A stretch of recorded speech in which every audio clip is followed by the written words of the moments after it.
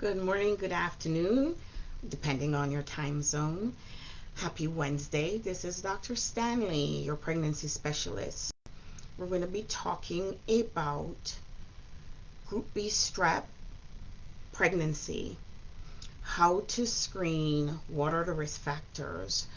So, to start off with, in the first 3 months of a newborn's life, Group B strep infection is the leading cause of death from complications of Group B strep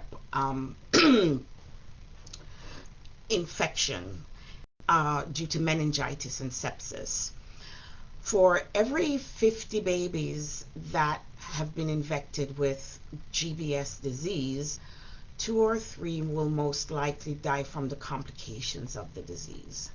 So that is the reason why we take this important infection very seriously in pregnancy. So, what is Group B strep?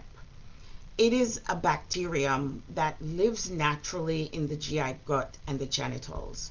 Now, some of us are heavy colonizers of this bacteria, and some of us aren't. So, there are times that you'll have a positive test, and there are times you may have a negative test in pregnancies. With people or mothers with a healthy immune system, it is infrequently a problem in terms of infection for the host, the carrier, us. But when a baby is coming through the vaginal canal during delivery, that is the time that the baby is at most risk of being exposed to and infected by this bacterium. So, how do we screen? In the first prenatal care, we do a urine culture. If that culture is positive and positive for Group B strep, then you're a heavy colonizer, and that is an indication that you will need treatment. And we'll talk about that in a minute. The other screening is performed at 36 weeks, where the swab is put into the vagina and then into the rectum. Yeah, that's the discomfort.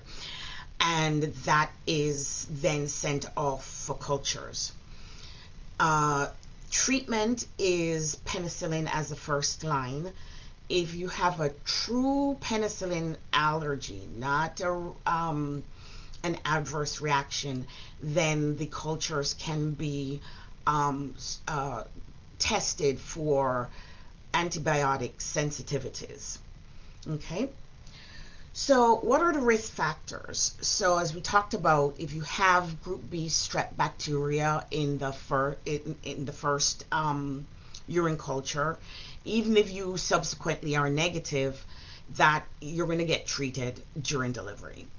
If your 36-week swab is positive for GBS, then we're going to get treated. If you've had a prior pregnancy or a prior infant in the past that was infected with GBS disease, yes, you're going to get treated for that. If you don't have any of those above risk factors, then the other thing is, did you have a fever? Like, let's say this is a current pregnancy, you have none of those risk factors. Did you have a fever? Are you having a fever during labor? Are you in preterm labor?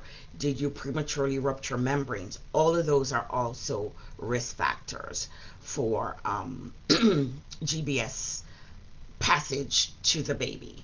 So if you're in preterm labor, fever, and or PPROM, we will treat you in that moment for GBS.